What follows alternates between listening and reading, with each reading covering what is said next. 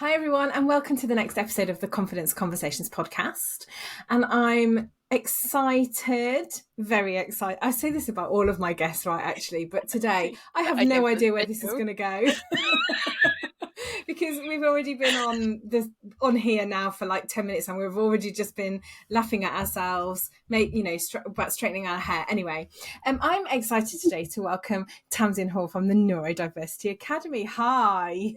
Hi, it's great to be here. I was super excited. I was literally, I do loads of podcast guest appearances, but I was like really excited about coming onto this one because I know we're going to have a great conversation. Oh my God, we're good. And I do say this about a lot of my guests because once we get going, we could literally talk for days. But actually, you and I probably could actually talk for days. They'd stop taking bets on that because they wouldn't be allowed. There's no need, is there? Yeah. No need. So before we do get into our conversation, which we're going to have a conversation obviously about neurodiversity and confidence, and we're going to just see where it takes us, like I do with all of the podcasts. But first of all, for those who don't know who you are, I can't believe there's anybody out there that doesn't know who you are, but tell us who you are and what you do. Yeah, okay, thank you. So I am the founder of the Neurodiversity Academy, and I help and support people to understand neurodiversity. So whether that is their own neurodiversity or people with neurodiversity in their world. So I'm talking about ADHD, autism, dyslexia, dyspraxia, all the disses, bipolar, Tourette's. Mental health does come under there as well. Schizophrenia is under that neurodiversity banner as well. And I help workplaces, organisations, HR leaders, business owners to really support and provide strategies and tools and workplace adjustments that their team need to really thrive in the workplace.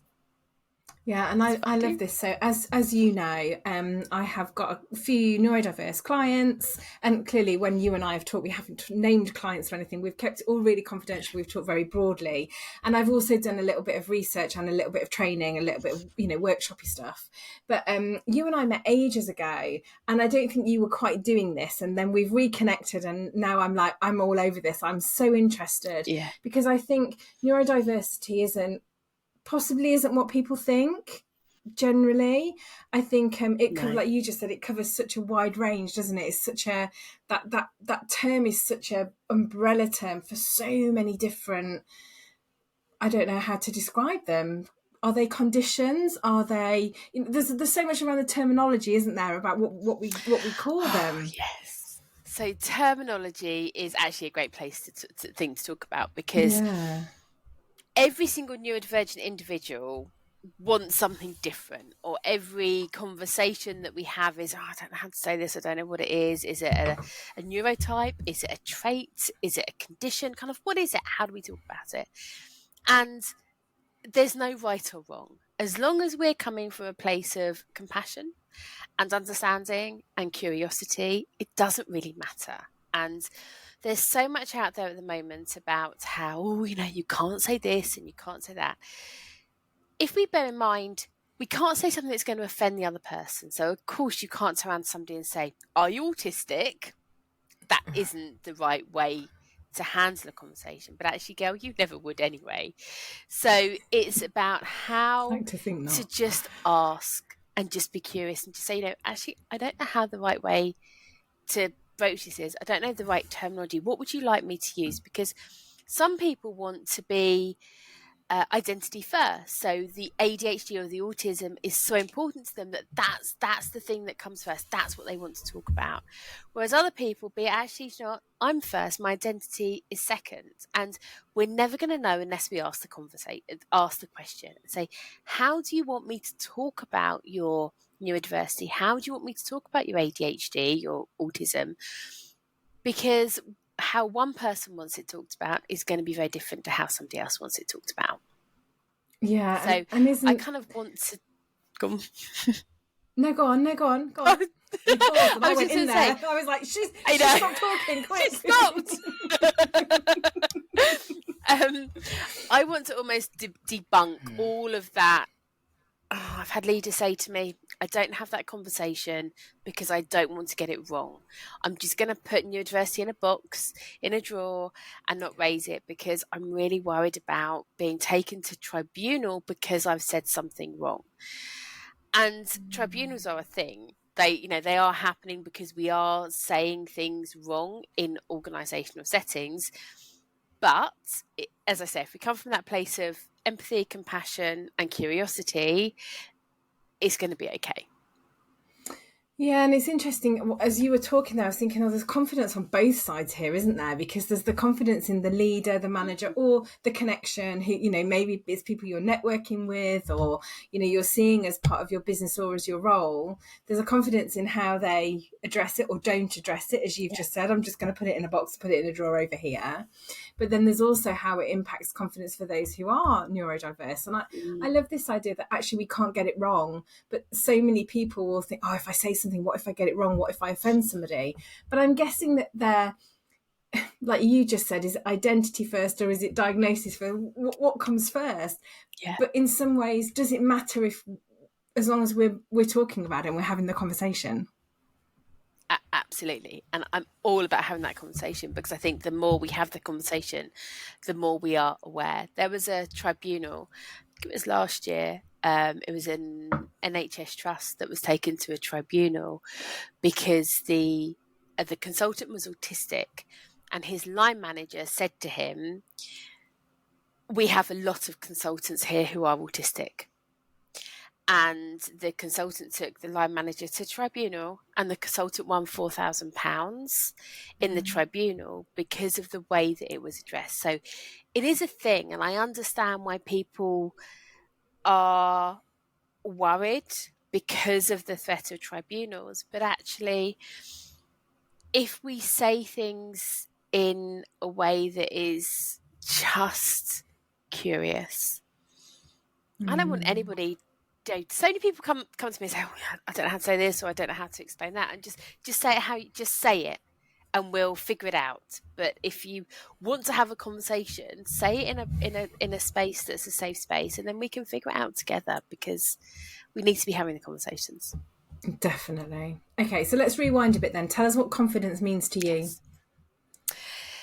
So confidence to me is being able to show up and be visible and be present in whatever that looks like for each of us, but also to have the confidence to say, I don't agree with something, and that's okay. I don't have to agree with you. You don't have to agree with me, but it's having the confidence to say, actually, I would like you to know that this is my opinion on something. Yeah. And then there's a fear of judgment in that, isn't there, of how somebody might take that. But there's confidence, right? In you're absolutely right in both things. And how often do we step back and we don't do that, or we don't have that conversation, or we don't have that difference of opinion with somebody, and our confidence then eludes us or disappears or goes away. And I think also there's another element to that is having the confidence to know that if somebody disagrees with me, it doesn't mean I'm wrong. Yes. If somebody has a different opinion to me, it's okay. We don't all have to have the same opinion. We don't all have to be on the same page all the time. In some cases we do.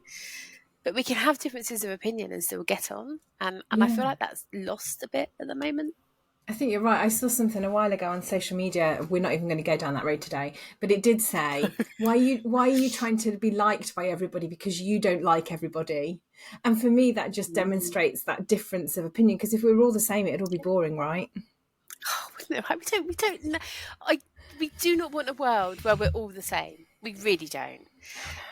We want a world where we can all have that opinion now and our own confidence to say, yeah, this is what I like. And I see in neurodiversity with my clients a severe lack of confidence in being able to show up as their true selves.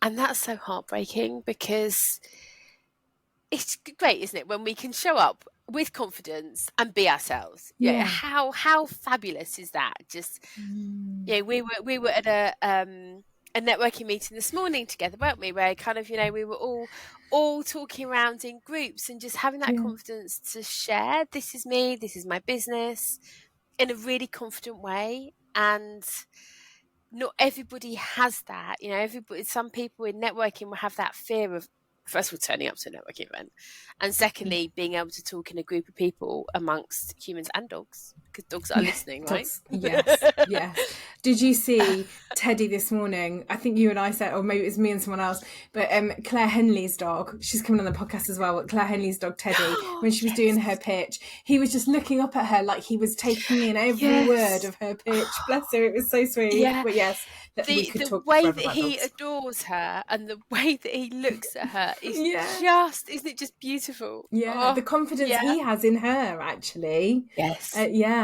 Sorry, we got distracted by dogs. I always get distracted by dogs.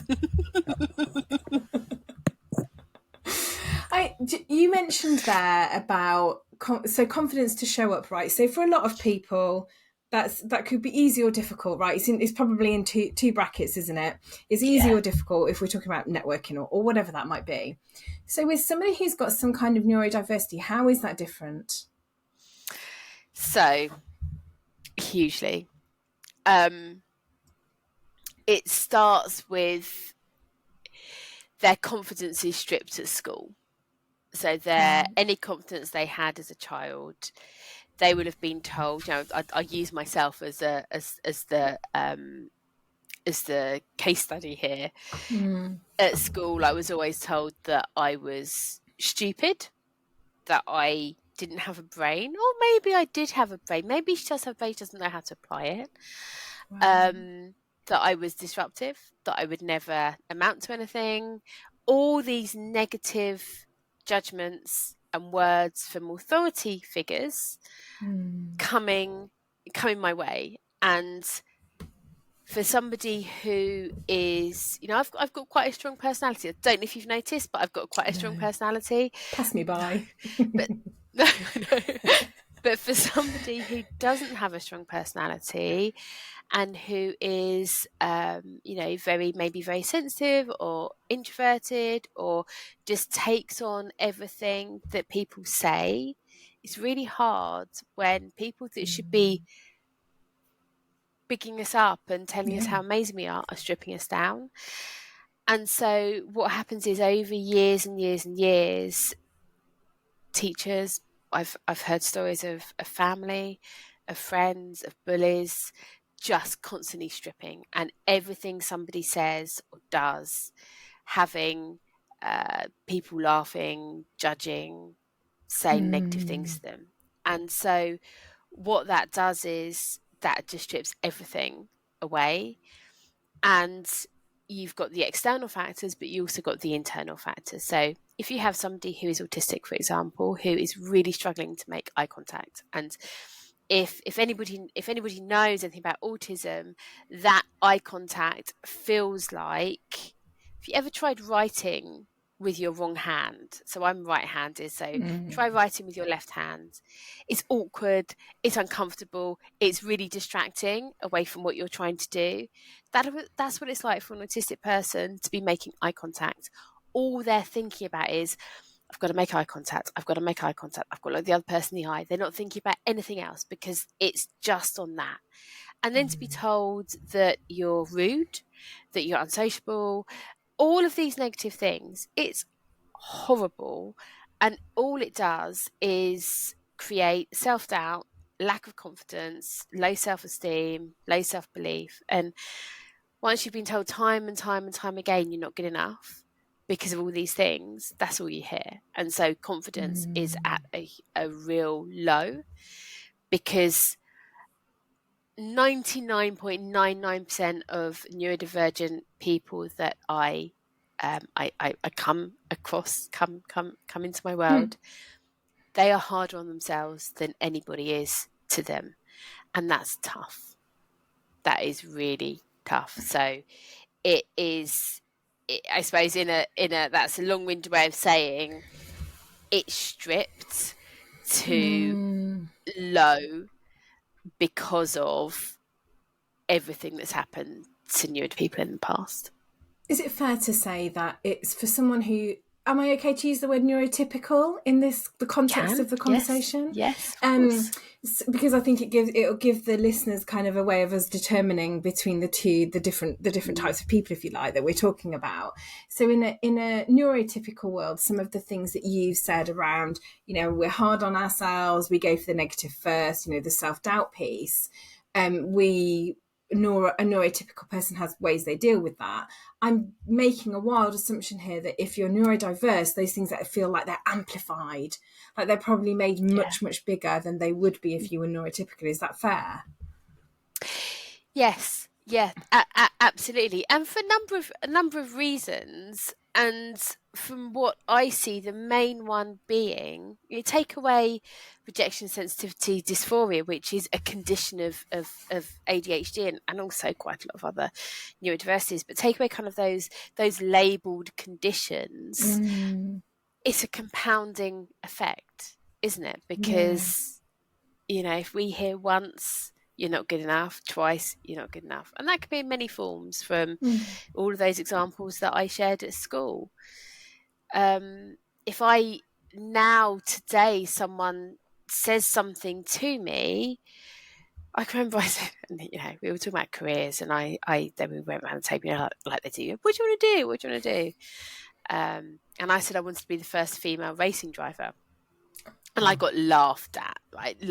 She in front of the whole class said, well, you're never going to do that. You need to find something else. And I think probably all you're capable of doing is flipping burgers at McDonald's. Wow. I was like, okay. So, of course, that comment, whenever I want and think, could I do something, I'm taken back to that moment in school but I'm not good enough to do that. And that's with me when I've got kind of, I have got, not all the time, because none of us are perfect, right? Apart from maybe you, girl. Maybe you're perfect. Unlikely. I mean, I came home to straighten my hair, let's be honest, from the wet networking that we did. So funny.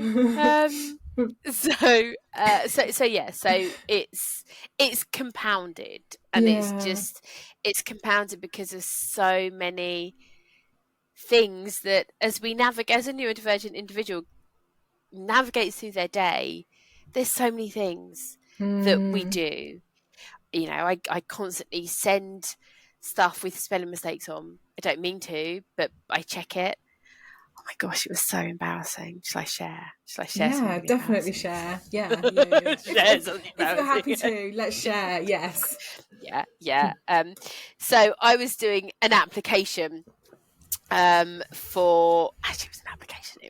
I don't know why I'm whispering. It was an application. It was an application on behalf of my son. So it's an application on behalf of my son. That's why you're whispering, because you don't want the people to hear. Yeah. No, I don't want them to know that I did it on behalf of him. And so it was the thing where you have to put the email address in, then you have to give some information, you have to upload the CV in, and all of that jazz. And I typed in the email address. I misspelled the email address. So I did the application with the email address spelled wrong, submitted it, and it's all to finally submit your application. You need to check your email and we'll send you a code. So I'm sitting there thinking, no code's coming through. I realised I spelt the email address wrong. This is something really important, but this is how I navigate my days, where I make mistakes, I make spelling mistakes, I drop things. If you ever eat dinner with me, 9 times out of 10 I'm going to drop something down my top, because I think it's probably it's a diss, isn't it? So whether it's dyslexia, it could be part of dyslexia, it could be part of ADHD, but so I might just make down my top. So I need to share now then. I need to share that. So we were at another networking, because this is where we see each other. We were at another networking event. She knows what I'm going to say now. And we were on what we labelled the naughty table, weren't we, in the middle of there. And Tamzin, you literally said, I'm going to get something down my top.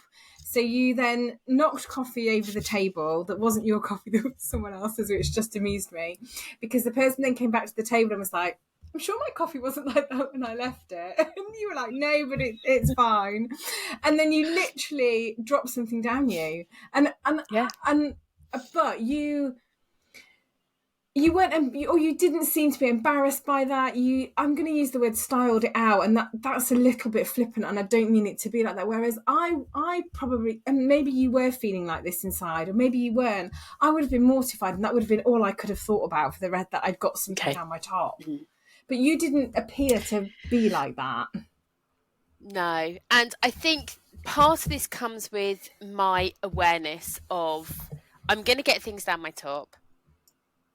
I think I'm dyspraxic, so I'm diagnosed dyslexic, self-diagnosed ADHD. I think I'm dyspraxic as well. So I break things, I drop things, I can't spell. I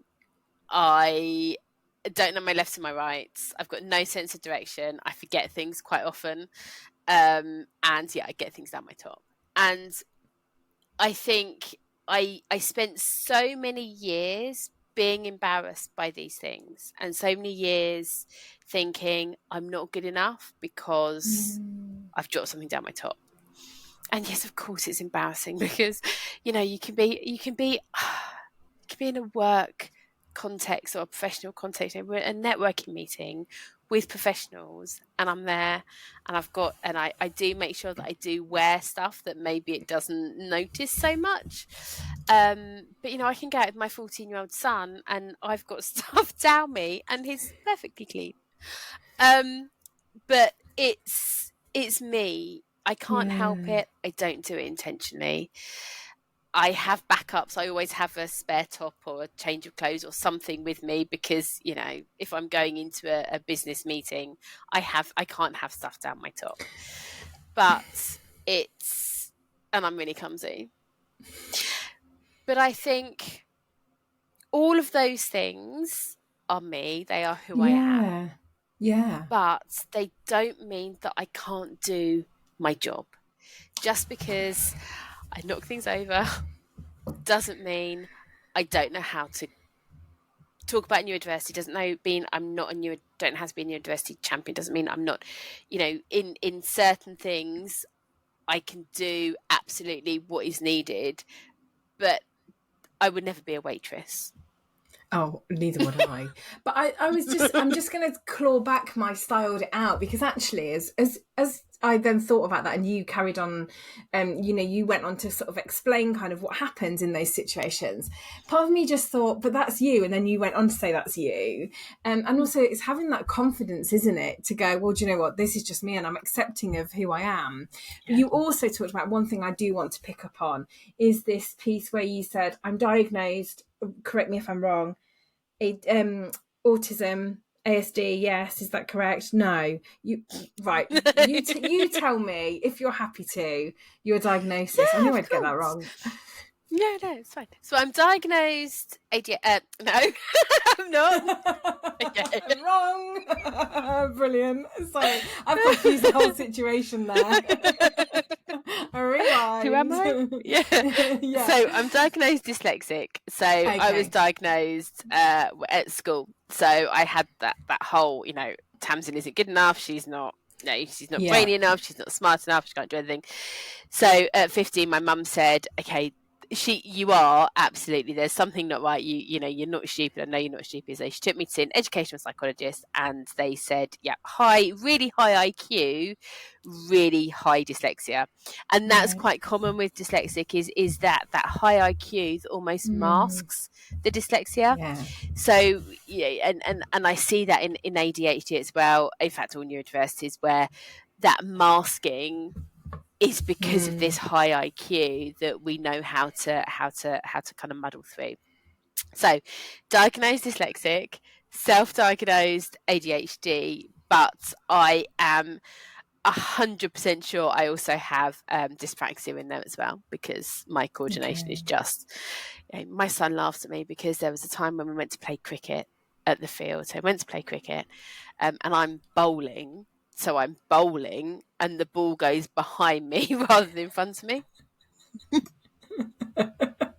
know what I'm thinking as well? Some of these examples that you're saying, some of the examples you've given, I'm clumsy, the ball goes behind me. I could never be a waitress. I think there'll be a lot of people that will sit and listen to this and relate to that, because I was like, oh, I could never be a waitress and I can't throw a ball. So I heard the term the other day, neuro-curious. I can't even say it, let alone hear it. And it was described as where someone is not diagnosed, but they actually wonder whether they've got some kind of neurodiversity.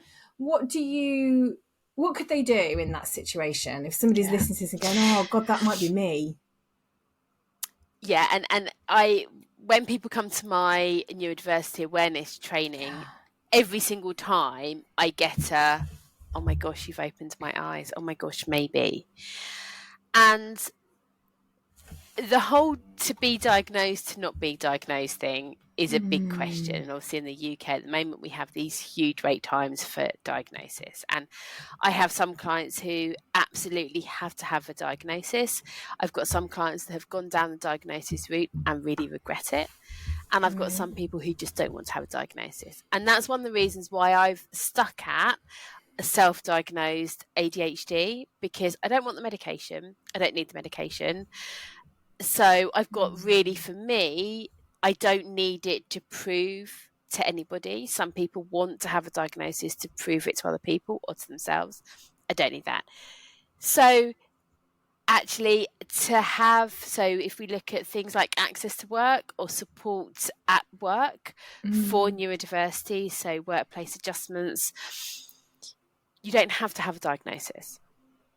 So under the Equality Act, let me go back. A definition of a disability is something that impacts somebody for 12 months or more. And under the Equality Act, it doesn't have to be diagnosed. So it can just be something that is impacting life.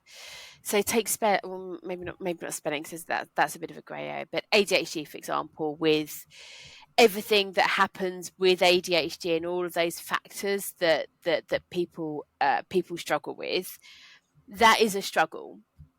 For more than 12 months, that is a struggle. So actually it is a form of a disability. And under the Equality Act, an employer has to provide adjustments and support under the Equality Act.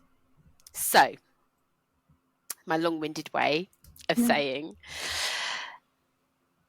I think it's really important that we all are curious. If there's something that is just we find really difficult, whether it's time management, whether it's concentration, whether it's getting started on something, whether it's having a million things going on in our head, whether it's that real hyper focus, whatever it is, if we think, oh, Flossie doesn't have this, why does Flossie not have this and I do?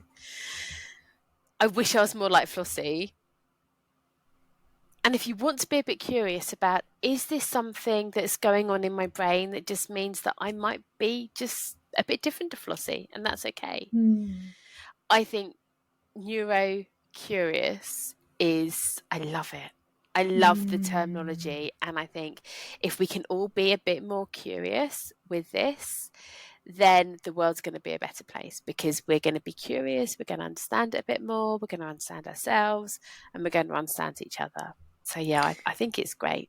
Yeah, and I really like that term, because I think, and one of the things that I wanted to talk to you about was around, has it become a bit trendy?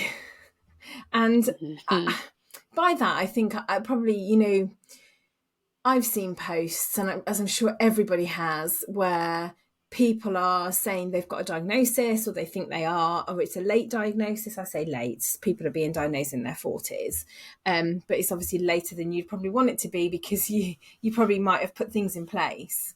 And then there are also the posts that go, oh, everybody's coming out as ADHD, maybe I should too.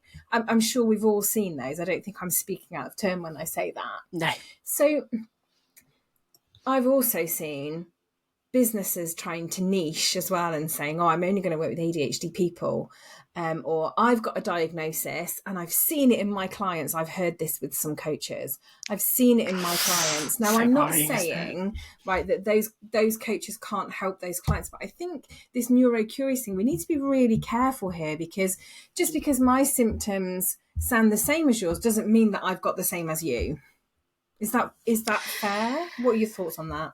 No, it's 100%. And I have a real concern, and we've had this conversation. I know, Kel, we're going to have conversations like this again in the future, because one lived experience does not make you an expert.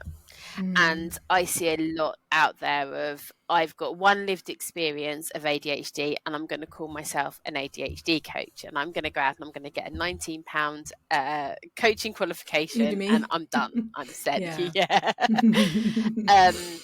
And that really concerns me, because the people that I work with, whether they're diagnosed or undiagnosed, there's a lot of mental health concerns around there. There's a lot of suicidal conversations, and I know that through the training that I've gone through, as I know you are, I'm totally equipped and I know exactly what to do in those situations. And people with one lived experience and one Udemy course isn't going to know. And so I think there's a real concern around these individuals who are suffering silently, and who are, a lot of them are really suffering. It's some people want to have a label, some people want to have a diagnosis. I get that, right? I do get that. Yeah, I absolutely get it. And there's no right or wrong. There's no right or wrong in any of it. And I think because we're now having more of an awareness, we're now saying, do you know, actually, you know, if we look back to, I can't remember the date, but at some point in our history, postnatal depression, women were sectioned for it. Yeah. So, you know, menopause as well. Women were seen as hysterical, weren't they? Yes. Yeah. And autism, ADHD, again, with that neurological, you know, something's different in our brains, people were sectioned because of it. And so we've evolved so much. We know more. It's such a new field. We're doing research all the time. New things are coming out. And is it that it's more trendy? Is it that we're talking about it more so people think, oh my gosh, that could be me. That's me. Yeah. I'm not broken. I'm not stupid. I'm not wrong. This is just me. Yeah. Or is it that actually, and might be quite controversial, and I do totally appreciate that in the field of work that I'm in, I do work a lot with divergent individuals. But is it that actually there's no neurotypical? There's no normal, that we all are a little bit, you know, neurodiverse, a little bit, you know, quirky, a little bit different, but that's really okay. And it just doesn't matter. And we're all just amazing because we're all different. Yeah, and you know what, because that's like saying what's normal, isn't it? What's normal in life? What's a normal upbringing? What's a normal?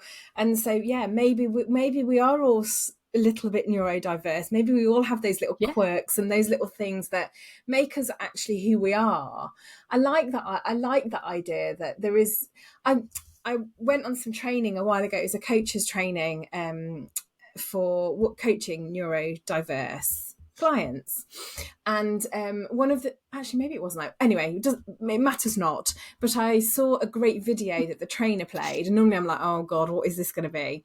But it was absolutely brilliant because it was set up from a perspective of a neurodiverse individual, and it was a business, and it started by saying, imagine if you were working in a business where there were only neurodiverse people, and a neurotypical person came in, and how different that perspective was that you suddenly got on that, as I'm going to use the word neurotypical again, as a neurotypical person. Suddenly I was like, oh wow, I hadn't thought about it in that way. But what actually if that was the case? And then how isolated that neurotypical person was is clearly how neurodiverse people feel.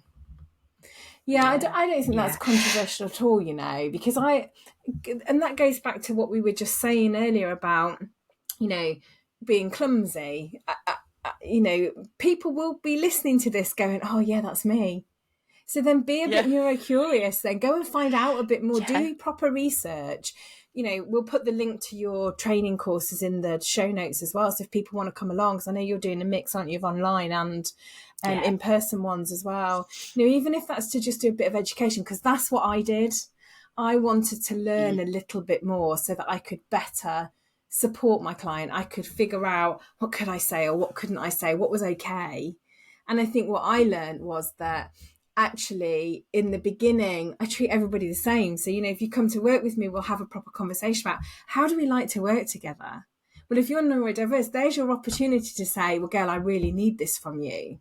So one of my neurodiverse clients, she does loads of prep up front. She tells me what she wants from the session and what might help her, if it's a worksheet or something visual or a reference, or if she wants to do an activity. Whereas actually some of my more neurotypical people just rock up to sessions. And then I might have someone on the other extreme of the neurodiverse who rocks up and goes, I don't really know what I want to talk about today. And we flip from conversation to conversation. And actually you and I, when we met for coffee a while ago, we ended up playing Ludo over our coffee, catch up as well. And we flitted from conversation to conversation, didn't we?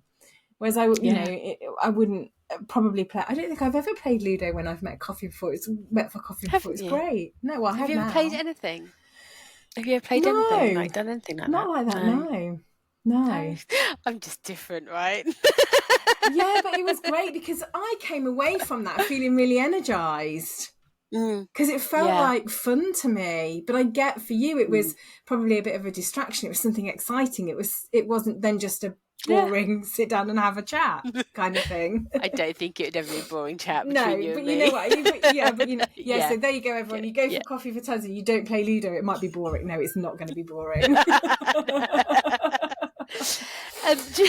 So funny. All those people that go listen thinking, well, hang on a second. I don't have Ludo in my bag. Yeah. Oh no, it was in I didn't bring Ludo along.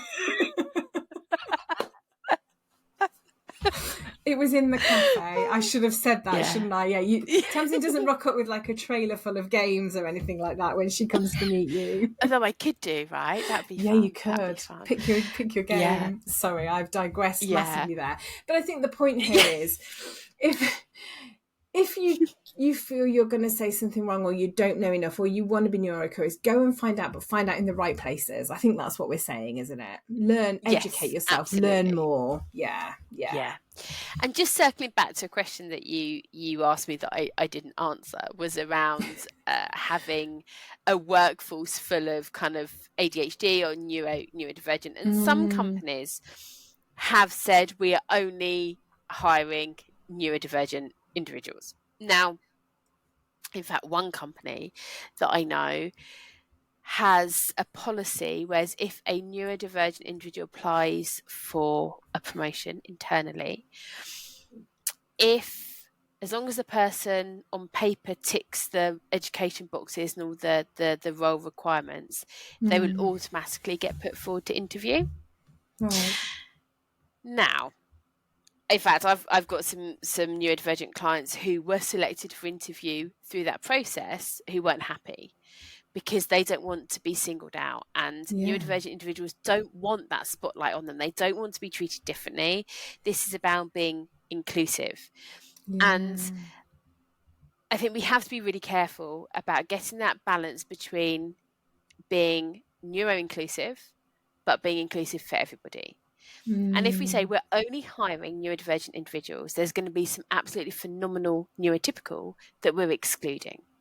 And it's about having a really diverse team that brings everything, a whole range of diversity, not just about saying we need a team full of, because, the autistic brain blows my mind. It's absolutely phenomenal with it, the retention, what they remember, memory. Just I'm blown. For somebody who's dyslexic to have really poor short-term memory, an autistic brain, I'm just in awe of. But you would in a team, you don't need a full team of that phenomenal memory and attention to detail. You also need that blend of lack of detail, so we can just get things going and get things started. Done. So we need that hybrid. We need that hybrid because everyone's got amazing talents and amazing attributes that they can bring to a team. And when the team just showcases all of that amazingness, that's when a team is great. And so I hope that answers that question. Yeah, and I'm also really curious about what was the purpose behind that business saying they wanted just neurodiverse people in their team? Was that where my mind went to? Was that a tick box exercise, or was that from a perspective of what they think that neurodiverse people can bring to a team? So I think, and I might be, in fact, no, let me just Google it before I say, because I don't want... I think the company that I think it is, it might not be, and if I say it, your podcast might be blacklisted. But it's interesting, isn't it, that where my first thought went was, so I guess what I'm likening it to there is, we want more women on boards, right? So therefore we're just going to promote women, and actually women might be the right person for the job, but they might not be. There'll be some amazing men out there that might be, and vice versa. So I guess we need to be careful that we're not heading down the road of we're employing neurodiverse people because actually we want to tick a box, because then that doesn't feel right either. Isn't that 100%? And I think there's some really great organizations out there who get the balance right. So I thought it was Tesla who had said that they only are employing neurodivergent staff. I can't find it on Google. But I might be wrong, so I'm going to caveat that with I might be wrong. Totally wrong. But it was a big organization like that. And you have got companies such as Morgan Stanley do a lot. Obviously, Virgin does a lot with neurodiversity, and Google do some great stuff with neurodiversity. They have neurodiversity as a bit of a golden thread that is weaved through everything they do, which is absolutely right. If you say exactly as you're saying actually, and I'm not saying Tesla's wrong here if it is Tesla, but actually, if we say we're only going to hire neurodivergent individuals, to me that does sound like we're just trying to tick a box. Yeah, and we're only going to hire women or men. It sounds the same to me. Yeah, doesn't it? And actually, that isn't how you're going to get that balance, because you need different perspectives. Absolutely. And actually Richard Branson's well-known dyslexic, isn't he? I think he is. So, I mean, there's the story. There's one final thing before we wrap up I want to come back to, and that's this idea of masking. So I think I first came across this idea of masking. Somebody I worked with a long time ago had a she's probably late 20s, early 30s of dyslexia. And it was when I was in training, and I remember her saying, I think she said out loud to me, I don't know how I've got to this age, and I haven't been found out that I've got this. And I said, oh yeah, that is actually quite interesting. Why was this not picked up at school? And she said, and whoever had done her diagnosis at the time had said, it's because you mask it. You learn, what's the word? You learn ways to work around it. You find workarounds, and you find ways to avoid it maybe as well.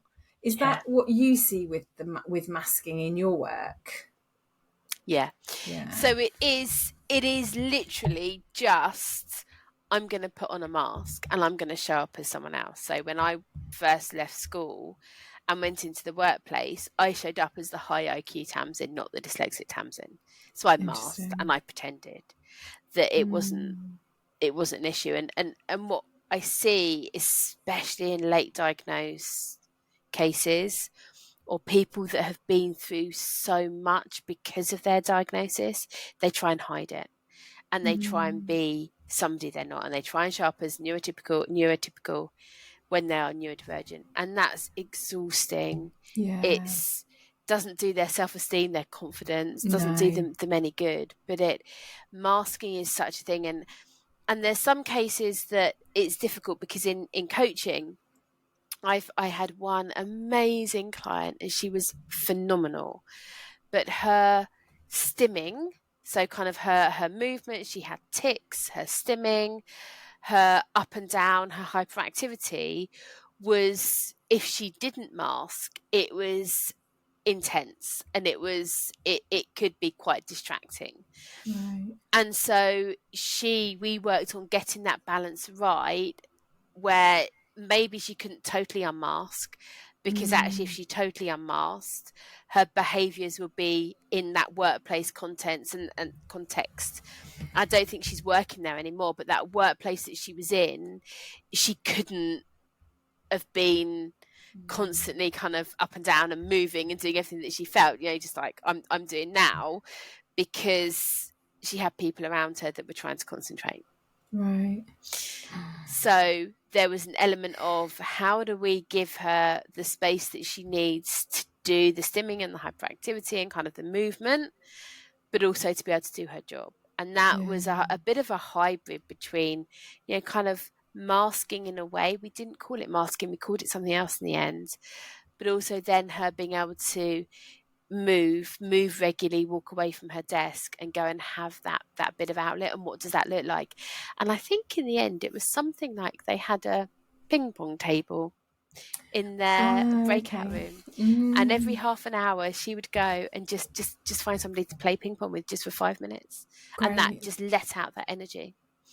But we had to obviously get that arranged through HR and her manager and everything, because the amount of time that she was away from her desk. But it's things like that where sometimes actually masking might have a place, because as much as we would love to be able to just do everything, and because I'm now sat here thinking, whether that's right or whether that's wrong. Because also, do you know what, just I am going to wrap up in a minute, but also just what went through my mind when you talked about, we had to get that through HR because she was away from her desk.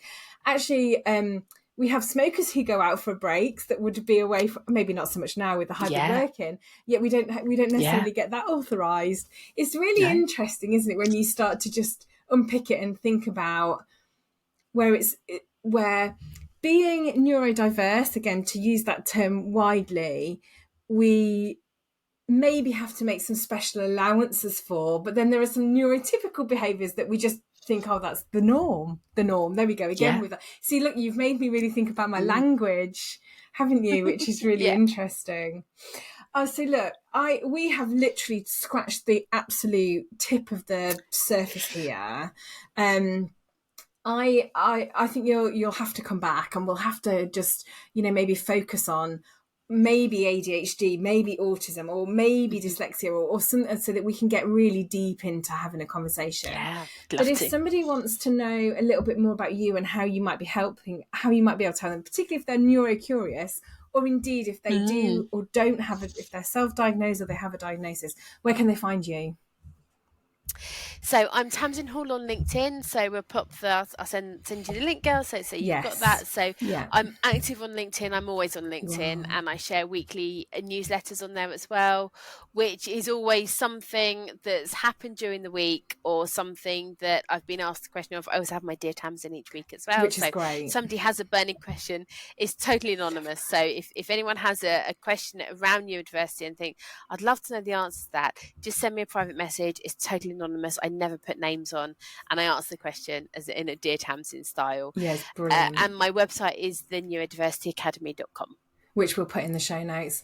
Tamzin, thank you. I love spending time with you. I love our conversations, because I feel like sometimes we go off on a random tangent, but we always come back and we always end up, and you always make me think. So thank you. It's been a pleasure. You are so welcome. Thank you. Thank you for having me. And I'll come back on soon, definitely.